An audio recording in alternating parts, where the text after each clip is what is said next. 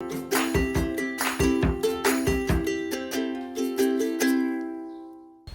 we're out in the Beeyard today, and it's about 5 degrees or so. It's a little too cold to be going into any of the colonies and doing inspections. You want to wait till it's a bit warmer to be opening them up and disturbing them.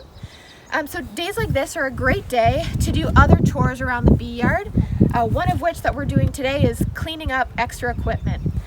So equipment ends up getting stacked up in yards, whether it was over the last season or because of the deadouts you had earlier in this year. But it's not a great idea to keep them stacked up in the yard. Wasps, mice, and bees all can find homes in the stacked up equipment, so it can be a bit of a biosecurity risk. It can also be a health hazard for beekeepers who go to pull a piece of equipment out of the stack and end up getting attacked by yellow jackets or something like that. So try to avoid that. It's also a bit of an eyesore. So at this yard in particular, we have a landowner who keeps things nice and landscaped. Everything looks really nice. And our equipment here is junking up the yard a little bit. So you always want to make sure you're being respectful to your landowners and making sure that you're not creating a bunch of junk where it doesn't belong. So today we're going to be loading up all this extra equipment and bringing it back to the tech transfer office to store it for the next time we need it out in a bee yard. And this is one of the only times that Tech Transfer approves of using gloves. We're going through all of our equipment here, and as you can see, we found a big old yellow jacket nest.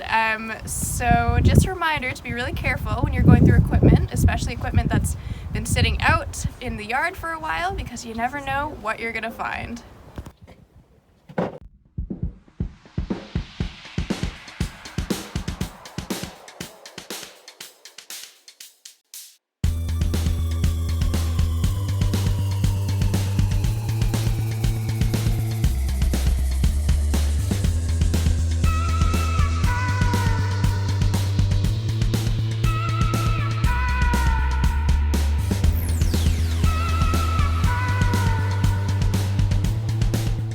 Alright, today we're going to talk about doing a spring inspection. So today is really nice today, it's warm out, it's nice and sunny, so it's a perfect opportunity for us to actually open up a hive and go through the frames. So when it's a little bit colder than this, the most you can do really is kind of cracking open the inner cover and taking a look at the strength very quickly. So this is kind of the first opportunity where we can actually go through the colony. Alright, so we're going to give the hive a little bit of smoke. And then we're going to open it up.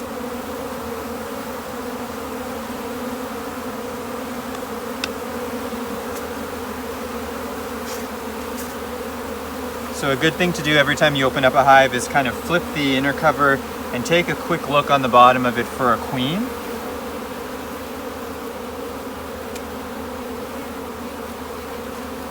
Just before you put that down, so make sure she's not on there. So one of the first things you'll notice when we take a look at this hive is it does look pretty strong. So we've got bees more or less on all of those frames there. So it's a hive that's doing quite well. So I'm now going to go through all of the frames, and I'm going to be taking a look at things like looking for disease, for example, among the brood. I'm looking for the brood pattern to see if it looks nice, if the queen has a good laying pattern. Definitely looking to see if there is a queen. Yeah, and we'll start there. We'd also want to get an idea of resources. You do want to see that they have some honey in there and some pollen in there. So because the queen is going to be most likely kind of in the center of the brood nest, you don't really want to pull a frame out right from the middle. So it's always best to take out a frame from the outside first. So usually what we would do is we would take out the second frame in. It's an easy one to get because it's not up against the wall of the hive, but again, it's not right in the middle where we have an accidental chance of squishing the queen that way. So I'll take that one out first, and then leave that one outside of the hive while I'm going through it, because it will give us a little bit more room so that we can move those frames around.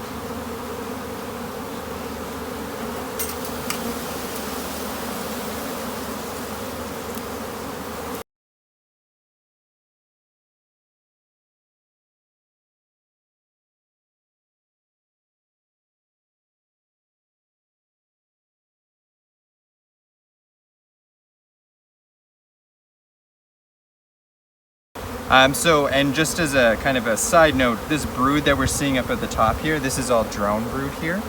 So the colonies usually want to make more drones than we kind of would ideally like them to.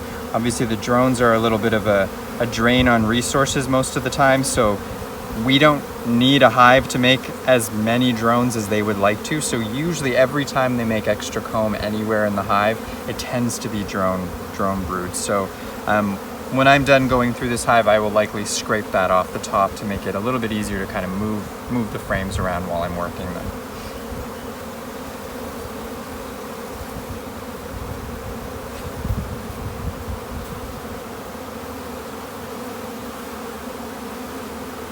So I'm just taking a look again at what I was mentioning, so looking for things like disease, looking at the quality of the brood, obviously looking for the queen as well, or signs that she's here. So we do see lots of really nice looking brood.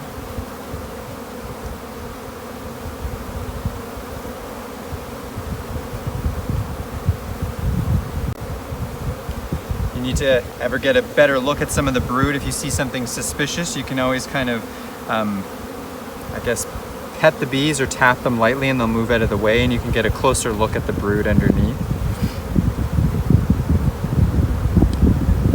But again, so we've got a pretty nice solid brood pattern there. And again, this was the second frame in, so I imagine as we get in a little bit more, we're going to see similar to this. So it looks good. And like I mentioned, I'm going to just lean this frame up here against the hive as I go through, so that I have more room to move those frames.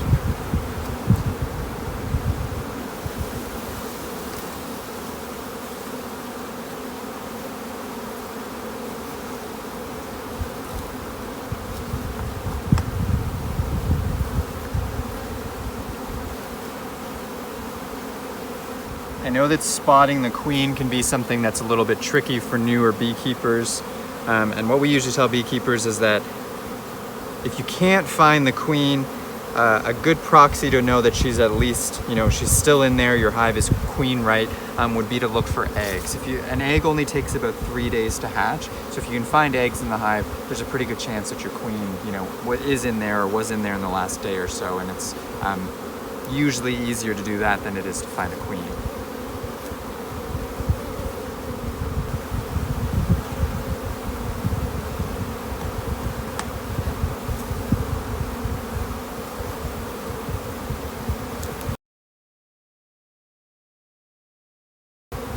So I have some eggs on this frame, so I would imagine that this is a queen right colony. A good way to look for eggs is to just kind of aim the frame so that you're kind of getting the sun that will shine down in the bottom of the cells, and then take a good look for eggs there. So the eggs are going to look like kind of tiny little grains of rice. It can take some practice to find them, but then once you do, it's pretty easy to spot them when you get it at the right angle in the sun. And I did mention it before, but as you can see, I'm not really using a lot of smoke or anything. The only reason I'm using the smoke right now is because the bees, mostly because of all this drone brood, actually are kind of all over the tops of the frames, and it's a little bit easier to manipulate the frames if you get them out of the way. So sometimes using a little bit of a puff of smoke to get them to move down. So again, the smoke can be used to obviously calm down a hive that's a little bit more defensive. But smoke is definitely a useful tool for moving the bees out of the way so that you can manipulate the hive easier. And as you saw from what I was just using, you don't really need very much of it.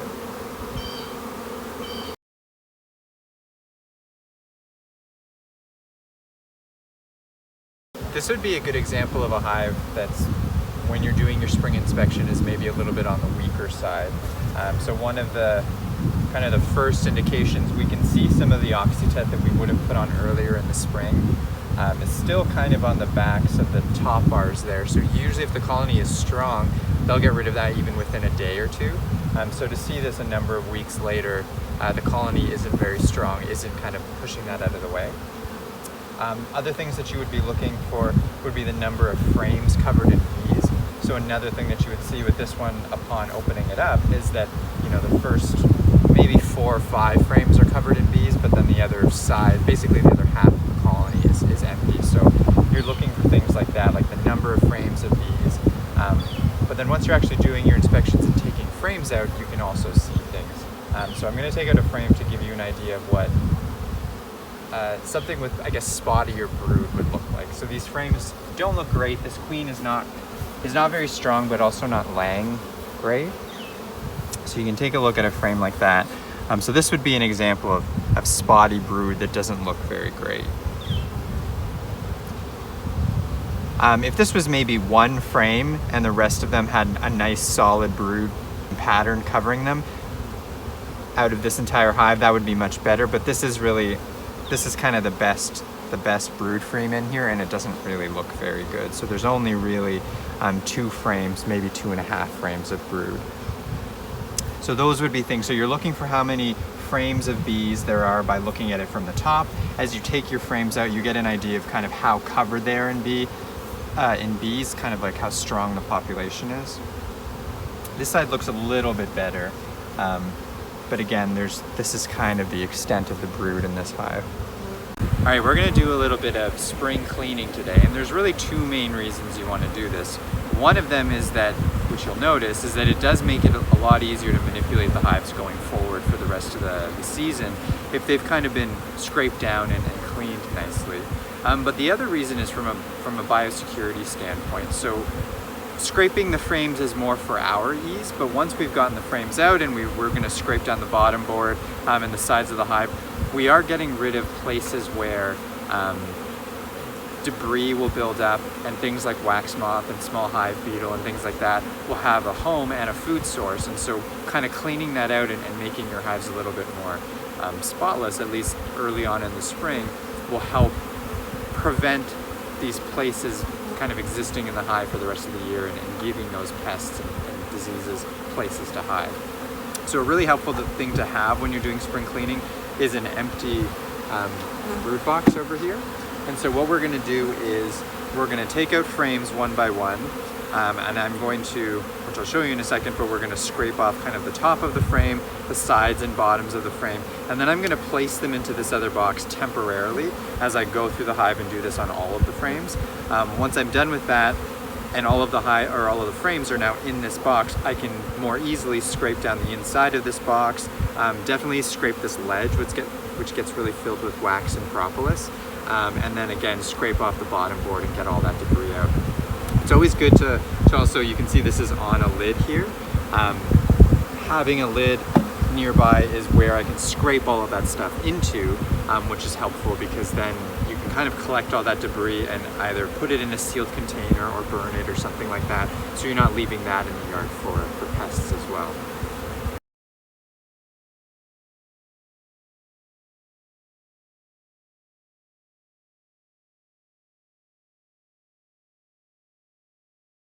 So I just found the queen, and I put her in a cage. So again, because we're going to be moving frames around and I'm going to be scraping off the tops and the sides of frames, it's always nice for her to be protected and not be kind of running around loose in the hive. So I can now put this aside, either just on top there while I scrape this, or I could tuck it in between some frames while I go through the hive and do that spring cleaning and actually scrape things down.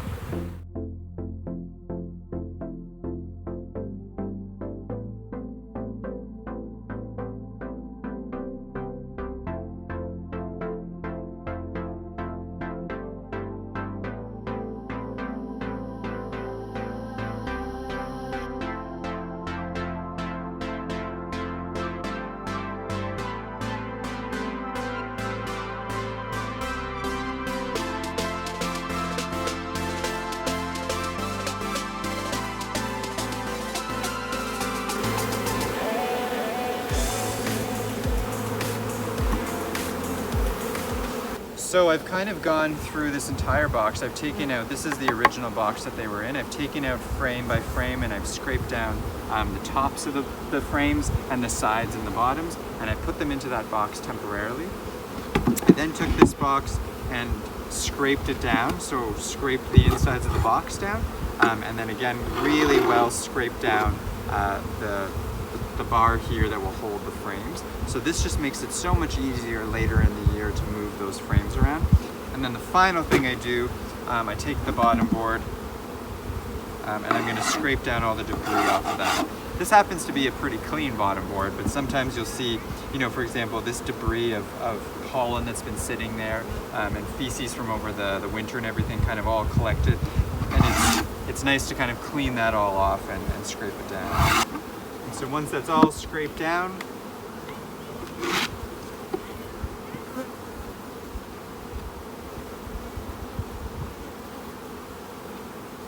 I can put that back together, and now I'm just going to take those frames and one at a time put them back in, and that's basically what you would do for spring cleaning. So once we're done doing that spring cleaning, you'll probably have a lid or some container that's filled with all the debris that you scraped off of the frame tops and the sides of the frames, and definitely the bottom board, which can get pretty dirty. So you don't really just want to dump that in front of the hives or anything, which is why I scraped it off into an upside down lid here. So we have a burn barrel in this yard, so I'm going to just dump that into the burn barrel. So we can actually burn it and dispose of it that way. If you don't have a burn barrel, some beekeepers will kind of collect that in a bucket of sorts, basically just to take it away from the bee yard so that you're not leaving that debris there for pests like wax moth and small hive beetle to have something to live on and feed on. So once you've disposed of it, you can take it out of your yard, and then you aren't dealing with any biosecurity risks with having it around. Okay, so we've been going through in this yard on this beautiful day doing spring cleaning. And the other thing that we want to do today, nice and early in the season, but on a day when it's warm enough, is to do our Varroa monitoring. So there are a bunch of different methods that you can use for Varroa monitoring. There's the alcohol wash, which we're going to do today. There's the ether roll, there's the sugar shake, and there's sticky boards. So make sure that you're using an approved Varroa monitoring method that has an established treatment threshold, so you know for sure when you are above the threshold for how many mites there are relative to the bees, so that you know that you should be treating. If you're just sort of visually monitoring, that's not enough. You have to use an approved method like the ones that I just mentioned. So another thing that I want to mention before we start is that we have already found and caged our queen here, and we want to do that because we are taking a sample of bees. So I want to make sure that the queen is not in any danger. So we just got her in a cage, and she's tucked in between the frames just to make sure that she's safe and a good temperature and everything like that. So for Varroa monitoring, you want to make sure that you're taking a sample of approximately 300 bees. And you might be thinking, how the heck am I gonna sit there and count them? No, someone else has already done that for us. So somewhere along the way, someone decided that 300 bees is roughly equal to a half-cup scoop. So just like a normal half-cup scoop that you would have in your kitchen. If you fill a half-cup scoop, that's going to be approximately 300 bees. So we have our half-cup scoop here. This is an alcohol wash shaker.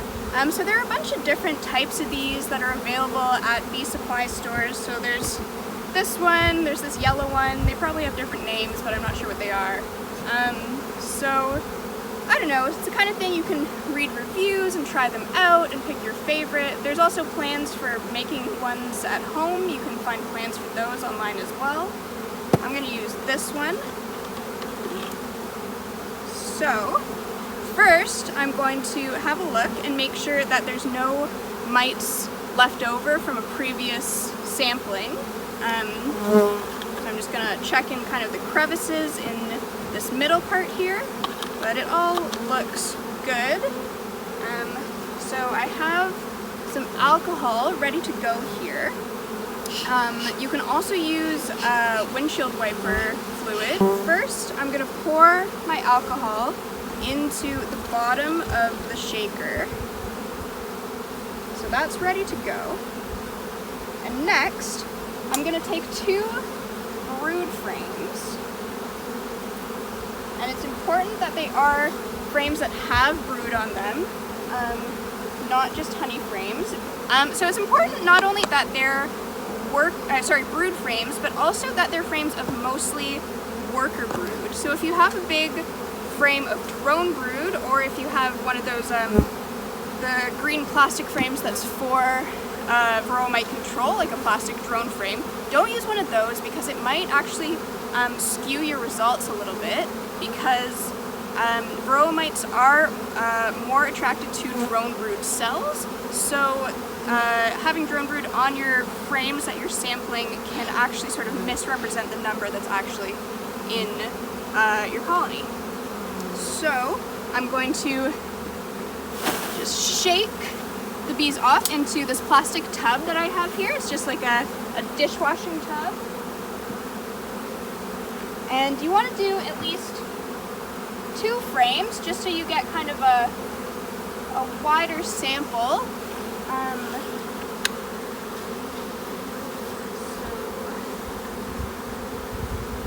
Just making sure, yep, there is a lot of worker brood on this frame, so that's perfect. So, if you can see, this is now really full of bees, which is great. And I'm just sort of gonna shake the tub so they all settle at the bottom. That makes it a bit easier. And I'm just gonna gently take my scoop out roughly 300 bees. Where's my bottom part? And I'm gonna put it in the other half of the alcohol shaker. I am going to close it up gently. Alright, and now here is the shake part. So you're going to really vigorously shake your shaker. For a long time, the best practice for alcohol shaking is about 20 minutes. We might speed through that a little bit here. Alright, so it's 20 minutes later right now, and what you want to do is let all the alcohol swirl down to the bottom, and then you're going to open it up and take a little look. So you want to be careful because sometimes their stingers dislodge when you do this, and the stingers floating on their own can look a little bit like a Varroa mite if you're not 100% sure what you're looking at. So right now all I'm seeing is a stinger, but I'm just going to pass that through a couple times, just like swirl it around, make sure, you know, it's all up in there, and then do the same thing.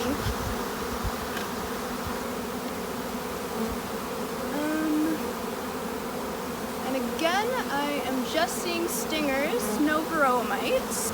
So basically that's what you're going to do for the alcohol shake method. And then you want to be really sure that you are recording the results of your monitoring.